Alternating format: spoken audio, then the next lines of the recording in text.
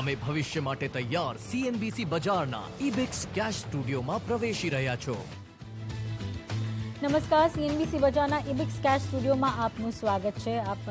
Market પરની ખાસ ચર્ચામાં આપનું સ્વાગત છે। હું છું નિશા અને મારા સહયોગી વિક્રમ પાઠક પણ મારી સાથે જોડાયા છે અને આજે માર્કેટની ચર્ચામાં જોડાઈ રહ્યા છે એલિક્સર કેપિટલના MD અને CEO દીપન મહેતા। દીપનજી, સ્વાગત છે।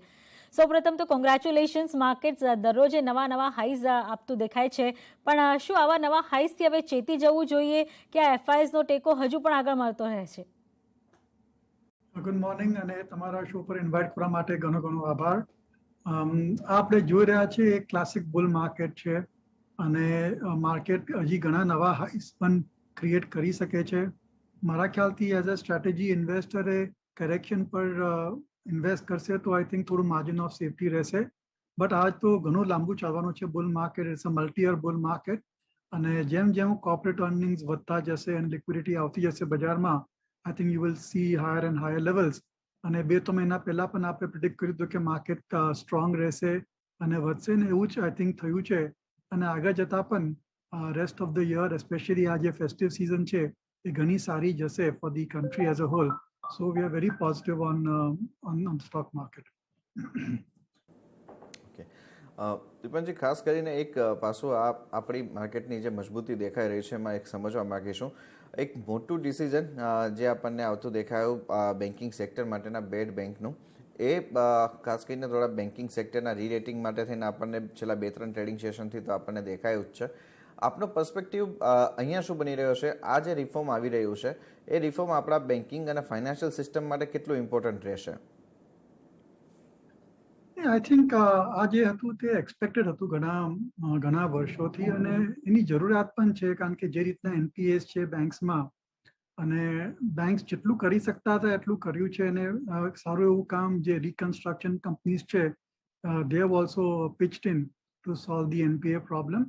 પણ અમુક જે એસેટ્સ છે which can be done only with a bad bank like this, અને ધારો કે જે PSU બેંક છે કે અમુક જે પ્રાઇવેટ સેક્ટર બેંક છે જે NPA ના કારણે ઘણા સ્ટ્રેસમાં છે, I think if they are able two transfer the assets તો શું થાય કે કેપિટલ ફ્રી અપ થઈ જાય, ઇન્વેસ્ટરનો કોન્ફિડન્સ આવી જાય અને they can સર્ટનલી go and land further to the economy.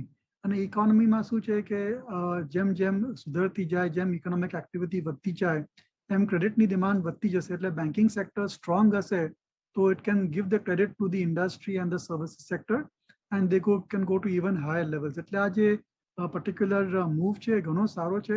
I'm only disappointed with the quantum which they have suggested for providing guarantee. I think it should be much more. શું દીપનજી, આનાથી ભરોસો વધે છે PSU બેંક્સ પર? કારણ કે તમે જો હાલ ફિલહાલ તો પ્રાઇવેટ બેંક્સ પણ એટલા તેજી નથી કરતા દેખાયા હાલના 1-2 દિવસને બાદ કરતા, તો ભરોસો ક્યાં રાખવો? શું રોકાણ વધારવું PSU બેંક્સમાં? I think so. I think that આજે આવતા 3 થી 6 મહિના PSU બેંક્સ માટે ઘણું સારું રહેશે અને they have already provided for lot of their NPAs અને આગળ જતા પણ લાગે છે કે જેમ જેમ ક્રેડિટ ગ્રોથ વધતી જશે એ લોકોનું જે નેટ ઇન્ટરેસ્ટ ઇન્કમ છે એ પણ સારી એવી વધશે અને ક્રેડિટ કોસ્ટ ઘણો ઓછો થઈ જશે। એટલે you would C very strong profit performance from the PSU banks. અને ધીરે ધીરે if you notice PSU banks capital પણ રેઝ કરી ચૂક્યું છે, એ લોકોની કેપિટલ એડિક્વસી રેશિયો વધી રહી છે અને જેમ જેમ કેપિટલ એડિક્વસી રેશિયો વધશે they will get the confidence to lend even more. એટલે જે જાતનું એક વિશિયસ સર્કલ હતું PSU બેંક્સ માટે કે NPAs વધતા હતા, કેપિટલ ખવાઈ જતી હતી અને લોકો લેન્ડ નથી કરી શકતા, એના બદલે આખું પોઝિશન રિવર્સ થઈ ગઈ છે કે they are able to lend more and more, NPAs ઓછા થતા જાય છે, કેપિટલ વધતી જાય છે। So on the whole I think they are in a very sound footing. એની સાથે દીપનજી એક પાછું થોડું ગ્લોબલ માર્કેટ ઉપર સમજવા માંગીશું। જે પ્રમાણે અત્યારે ક્રૂડ, ગોલ્ડ અને સાથે સાથે અમેરિકન બજારોના જે રિએક્શન્સ આપણે જોઈ રહ્યા છે, આને સર આપણે કેવી રીતના જોવા જોઈએ? થોડાક હવે આ બધા એસેટ ક્લાસની અંદર આપણને પ્રોફિટ ટેકિંગ આવતા દેખાઈ રહ્યા છે કે શું સિનારીઓ આપણે અહીંયા થતો સમજવો જોઈએ? આઈ થિંક અમેરિકન માર્કેટ્સ પર એટલું વધારે ઇમ્પોર્ટન્સ આપવાની જરૂર નથી। આઈ થિંક લોકલ ફેક્ટર્સ જ સારા એવા છે આપણા માટે અને દરેક ઇકોનોમી અલગ અલગ લેવલ પર કામ કરતી હોય છે અને આપણે ત્યાં ઘણા વર્ષોથી આપણે મંદી જોઈ છે, we have seen a kind of a recession in the industry, in the services sector before COVID, અને પછી કોવિડના કારણે ઘણો સ્ટ્રેસ જોયો છે અને હવે ધીરે ધીરે આખી વસ્તુ બધી ઇમ્પ્રૂવ થતી જાય છે. એટલે I don't think we can compare ourselves with any other nation per se. અને હવે આપણું જ કેપિટલ, આપણા જ ઇન્વેસ્ટરો આપણી બજારમાં પૈસા લગાડી રહ્યા છે, સૌથી સારી વસ્તુ છે. I think that's the best thing in this particular bull market. જે રીતના રિટેલના પૈસા આવી રહ્યા છે through direct investment as well as through mutual funds. Definitely. અને તમે જો હાલના દિવસોમાં જે અમુક સરકારે નિર્ણયો લીધા છે એની પર થોડી ઘણી ઇમ્પેક્ટ આપણે માર્કેટ પર જોઈ રહ્યા છે. દીપનજી, જે રીતે અત્યારે PLI સ્કીમ જે ખાસ કરીને ઓટો માટે આવતી દેખાઈ, એમાં એક સારું પાસું એ છે કે ચલો આગળ જતાં EV માટે આ પ્રોવિઝન્સ થયા છે અને એમાં વધુ અપડેટ જોવા મળશે. પણ જે એક્સપોર્ટને બૂસ્ટર આપવા માટે અથવા તો જે પેટ્રોલ ડીઝલની ગાડીઓ છે એમના માટે કોઈ રાહતના સમાચાર એવા દેખાઈ નથી રહ્યા. તમે એને કઈ રીતે મૂલવો છો? અમારો વ્યૂ ઓટો સેક્ટર પર થોડો નેગેટિવ છે. એનું કારણ એ છે કે જે રીતના ઇલેક્ટ્રિક વ્હીકલનું આપણે જોઈ રહ્યા છે, નવા નવા પ્રોડક્ટ્સ આવી રહ્યા છે, નવી નવી મોડલ્સ આવી રહી છે, એના કારણે આઈ થિંક એક્ઝિસ્ટિંગ જે ઓટો કંપનીઝ છે એ લોકોની કોમ્પિટિશન ઘણી વધી જશે. અને જે પણ કોમ્પિટિશન આવી રહી છે, સ્પેશિયલી ટુ વ્હીલરમાં અત્યારે આપણે ઓલા ઇલેક્ટ્રિક જોયું છે, that competition is coming from companies which are backed by private equity. And those companies are prepared to bear losses for many years in order to establish their products. અને એ રીતનું ખર્ચો કે એ રીતનું capital investment existing જે OEMs છે એ નહીં કરી શકે. એટલે they will steadily keep on losing ground to new generation electric vehicle companies, especially in the two-wheeler space. અને ધીરે ધીરે આ four-wheelerમાં પણ આવતું જ જશે. So I'm a bit cautious on automobile companies. And automobile companies karta, I think if you invest in the auto ancillary companies which are supplying jena bada parts electric vehicle ma pan jay che, then I think it is a great way to hedge yourself against je pan disruption avi rayu che automobile sector ma. You can hedge yourself by buying into auto ancillary sector. So maro view auto sector, especially OEMs je che, Bajaj Auto che ke pachi Hero MotoCorp che, એમાં થોડું negative છે. અને અત્યારે જે tractor companies છે કે three wheeler companies છે ત્યાં એટલું ડિસ્ટ્રપ્શન જોવા નહીં મળે, પણ massive disruption will be seen in the two wheeler industry. Okay, એની સાથે દીપનજી એક ઓટો એન્સિલરીનું આખું આ જે વર્ટિકલ છે અને એમાં પણ ખાસ કરીને જોઈએ તો આપણને જે ચાઇના તરફથી આપણને જે પ્રમાણે ટાયર ઉપરની એન્ટી ડમ્પિંગ ડ્યુટી નાખવામાં આવે છે, સર્ટેન પ્રોડક્ટ્સ જે છે જેના માટે થઈને આપણને એન્ટી ડમ્પિંગ ડ્યુટીઝ આપણી સરકાર આપીને એક પ્રોટેક્ટેડ કર્યા છે. અને ચાઇના +1ને લઈને એક્સપોર્ટ માર્કેટની અંદર આપણા ઓટો એન્સિલરીઝની ડિમાન્ડ હવે સુધરતી જોવા મળી છે. તો કદાચ ઓટો સેક્ટર એટલું એગ્રેસિવ નહીં, પણ ઓટો એન્સિલરીઝને આપણે પોઝિટિવ જોવી જોઈએ. That's exactly મેં કીધું કે જે રીતના ડિસ્ટ્રપ્શન થઈ રહ્યું છે ઓટો ઇન્ડસ્ટ્રીમાં, it's better to buy into auto ancillary than the auto OEMs જ્યાં આગળ કોમ્પિટિશન ઘણું વધી જશે because of electric vehicles. ત્યારે દીપનજી, અત્યારે તમે વ્હાઇટ ગુડ્સ પ્રોડક્ટ્સ માટે પણ જુઓ તો PLI સ્કીમ આવી છે, એમાં ડેક્સન અને વોલ્ટાસ તમે જુઓ તો એક ખાસા એપ્લાય કરતા દેખાયા છે. પણ તમે જુઓ તો આ એક સિક્લિકલ સેગમેન્ટ છે જ્યાં આપણે જોઈએ છીએ કે જ્યારે ઉનાળો આવે ત્યારે ત્યાં વધારે તેજી જોવા મળે અને તમે અત્યારના સમયમાં જોશો તો આ કંપનીઝ, આ બધી સેક્ટર્સ થોડા લગાડ ચાલે છે. પણ તમે એકચ્યુઅલી અહીંયા કેટલા રોકાણની સલાહ આપો છો? ડિક્સનમાં તો ખાસો વધારો થઈ ગયો છે, પણ જો વ્હાઇટ ગુડ્સ પ્રોડક્ટ્સમાં માનીએ વોલ્ટાસ, સિમ્ફની, આ બધી કંપનીઝ તમને કેવી લાગે છે? એ બધી કંપનીમાં વ્યૂ મારો પોઝિટિવ છે. અને not just because of PLI, પણ જે રીતના રિયલ એસ્ટેટ સેક્ટરમાં વોલ્યુમ વધતા જોઈ રહ્યા છે આપણે, specially from actual and user, એના કારણે આઈ થિંક ધીરે ધીરે જે વ્હાઇટ ગુડની ડિમાન્ડ્સ પણ છે એ સારી રહેશે. અને ઇન્ડિયાના ડેમોગ્રાફિક્સ એવા છે કે જે વ્હાઇટ ગુડ્સ છે એની ડિમાન્ડ રહેવાની છે, કારણ કે families are becoming more and more nuclear અને અર્બનાઇઝેશન પણ ઘણું ફાસ્ટ રીતના થઈ રહ્યું છે. રૂરલ એરિયાઝમાં હવે ઇલેક્ટ્રિસિટી સારી એવી સ્ટેડી આવી રહી છે at a very cheap rate, એટલે ત્યાં પણ ડિમાન્ડ ઇલેક્ટ્રિકલ ગુડ્સનું, વ્હાઇટ ગુડ્સનું વધી રહ્યું છે. અને penetration levels across the board are very low. So I think that white goods companies are very bright future in India. Companies such as Havells is there, or Crompton Greaves consumer છે, કે પછી IFB industries છે, air conditioning companies like Voltas. એટલે મારો બધા પર view ઘણો positive છે. અને થોડું વધારે એક્સપેન્સિવ લાગે છે at this point of time, પણ કરેક્શનમાં 10-15% કરેક્શન ધારો કે આવી જાય અને ભાવ થોડા સસ્તા શેરોના ભાવ થોડા સસ્તા થઈ જાય, that is a good entry point for the entire white goods sector. એની સાથે સર જો આપણે એક ટેલિકોમ સ્પેસ માટેની આખી જે સિચ્યુએશન બદલાતી જોવા મળી છે એને આપ કેવી રીતે રીડ કરી રહ્યા છો? પર્ટિક્યુલરલી આપણે ત્યાં અત્યારે 3 મેજર પ્લેયર્સ છે અને જે પ્રમાણે રિસેન્ટલી આપણે જોયો તો જે ભારતીય એરટેલના આપણે મેનેજમેન્ટ તરફથી એક કમેન્ટ પણ આવતા જોઈએ કે 3+1 માટેની જગ્યા હજુ પણ ભારતના જે પ્રમાણેની જિયોગ્રાફી છે એના પ્રમાણે જોવા મળી રહી છે. તો આ પર્સપેક્ટિવને આપ કેવી રીતે જોઈ રહ્યા છો? જે મોરેટોરિયમનો બેનિફિટ આપવામાં આવ્યો છે, આગળ જતા આ ટેલિકોમ સ્પેસને આપ કેવી રીતના ડેવલપ થતા જોવો છો?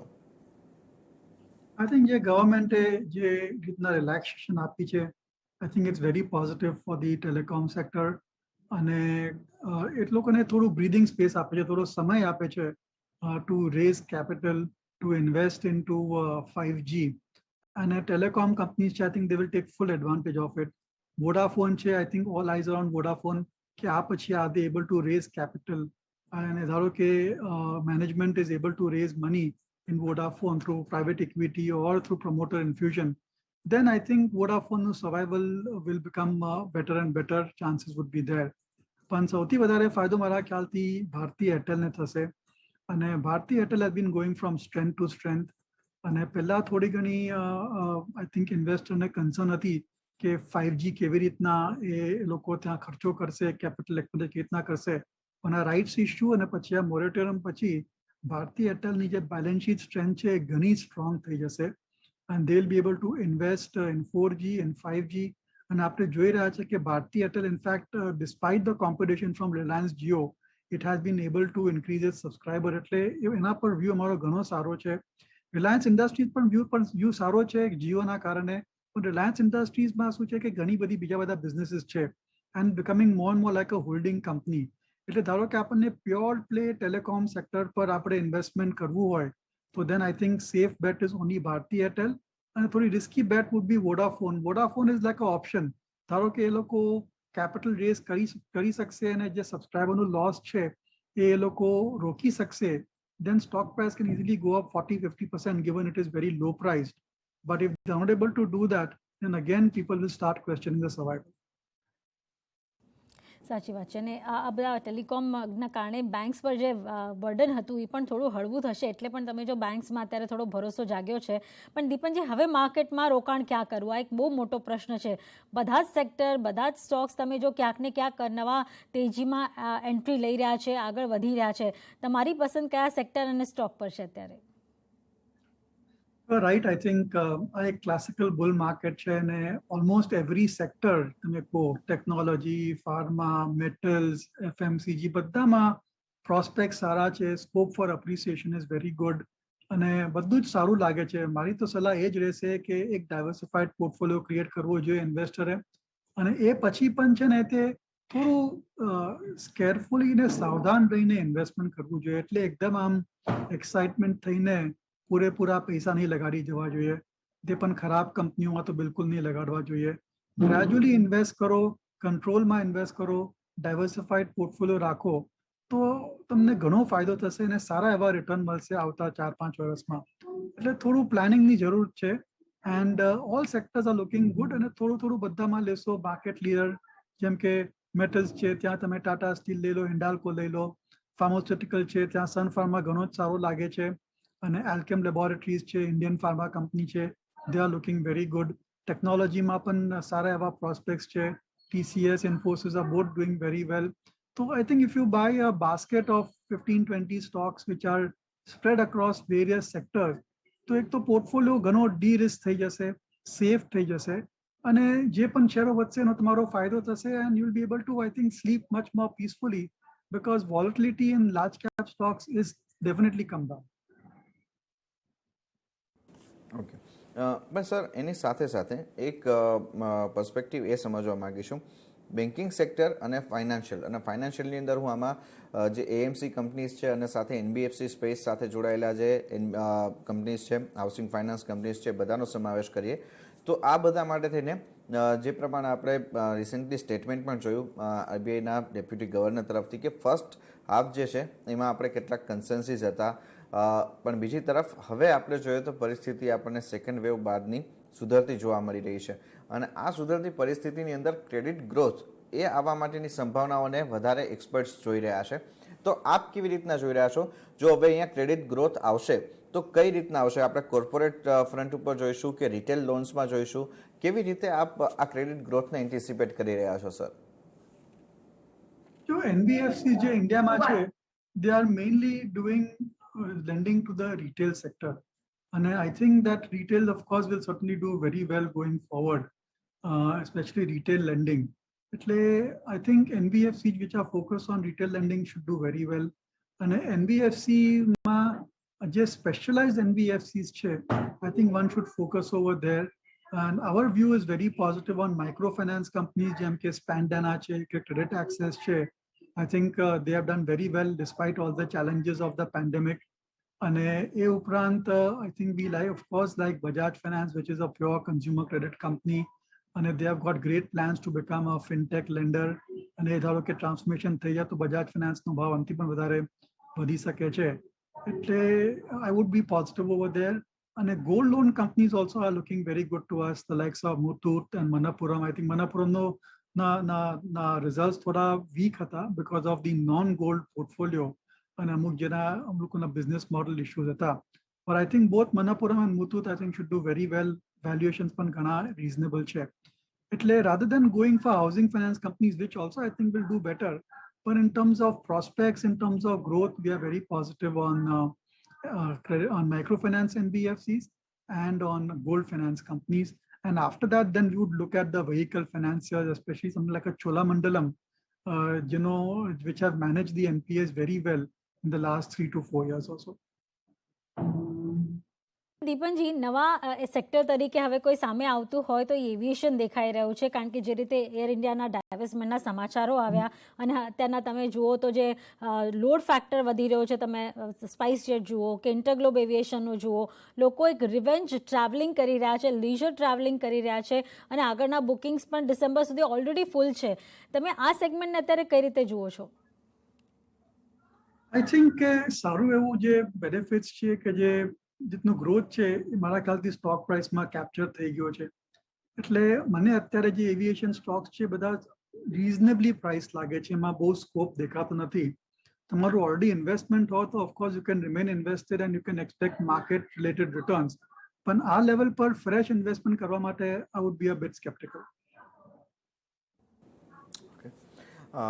દીપનજી, એક પાસું ખાસ અહીંયા આપણે અત્યારે માર્કેટના પર્સપેક્ટિવમાં એ સમજવા માંગીશું.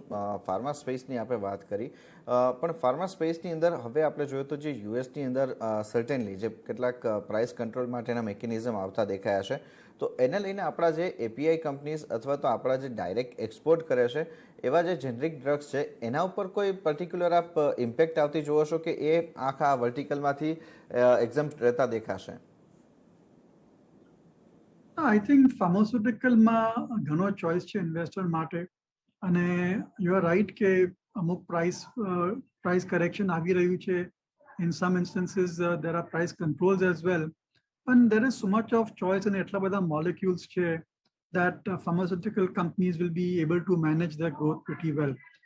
ત્યાં પણ વ્યૂ અમારો સારો છે, but our preference is for pharmaceutical companies which are focused mainly on the Indian pharmaceutical market. And આપણે જોઈ રહ્યા છે છેલ્લા ઘણા મહિનાઓથી કે જે ઇન્ડિયન ફાર્માસ્યુટિકલ નું સેલ્સ છે, ફોર્મ્યુલેશન સેલ્સ છે, એ સોલિડ ડબલ ડિજિટ ગ્રોથમાં આવી રહ્યું છે, anyway from 14 to 20% or thereabout. તો અમારો વ્યૂ જે ઇન્ડિયન ફાર્માસ્યુટિકલ કંપનીઝ છે which are focused on the Indian market, એના પર ઘણો જ સારો છે. And with usual disclosure, we are very positive on companies like Alchem, Ipca Laboratories, I think both should do very well because of their domestic focus. And of course, there is Sun Pharma, which is very strong in domestic market, and just specialty product business US that is gradually gaining scale and profitability. So there's a bit of choice as far as pharmaceutical stocks are concerned. And amuk je completely well integrated API to formulation companies છે, જેમ કે Laurus Labs છે કે પછી granules India છે, એના પર પણ વ્યૂ અમારો ઘણો પોઝિટિવ છે. પણ ફાર્માસ્યુટિકલમાં I think it is best to buy a basket of at least 4 or 5 stocks, કારણ કે US FDA નો ઇશ્યુ ગમે ત્યારે આવી શકે, એના કારણે we can see a sharp correction when if there's any adverse outcome of that. એટલે I think it's best to buy a basket of pharmaceutical companies. A strategy દ્વારા થોડી safe રહેશે and you will certainly get very good returns as well. દીપનજી, ત્યારે જ ઘણા બધા sectors અને Stokes એવા છે જ્યાં સારી એવી રેલી થઈ ગઈ છે. શું કોઈ સ્ટોક્સ પર તમે અત્યારે પ્રોફિટ બુકિંગની સલાહ આપો છો? કારણ કે નફો કાંઠે બાંધીએ, કેશ રીચ રહીએ તો ફરી રોકાણની તક પણ મળે. You're right, બહુ ડિફિકલ્ટ ક્વેશ્ચન છે ટુ આન્સર કે તમે પ્રોફિટ બુકિંગ કરો ને પછી 3 મહિના પછી વધી જાય તો that's not a good feeling to have at this point of time. I would just say કે આ લેવલે I would not like to book profit and frankly મેં લોકો profit પણ book નથી કરી રહ્યા. Our general motto અને strategy કે મંત્ર કો is કે જ્યાં profit થતું હોય let the profits fly, જ્યાં profit થતું હોય, જે સ્ટોક્સના ભાવ વધતા હોય, just because the stock price has gone up is not a reason to book profit. Fresh, as I said, fresh investment છે, એક correction પર કરો, but don't look in terms of booking profits at this point of time. તો એ સાથે દીપનજી આજે certainly કેટલાક stock specific પણ ચર્ચા થઈ છે. કોઈ ડિસ્ક્લોઝર રહેશે સર આપના? સોરી, જરા સાઉન્ડ ડ્રોપ થયો, તમે જરા ક્વેશ્ચન પ્લીઝ રિપીટ કરી શકશો? હા, શું એ પૂછી રહ્યો સર કોઈ ડિસ્ક્લોઝર રહેશે આજે કેટલાક સ્ટોક સ્પેસિફિક પણ આપણે ડિસ્કશન કર્યા છે તો?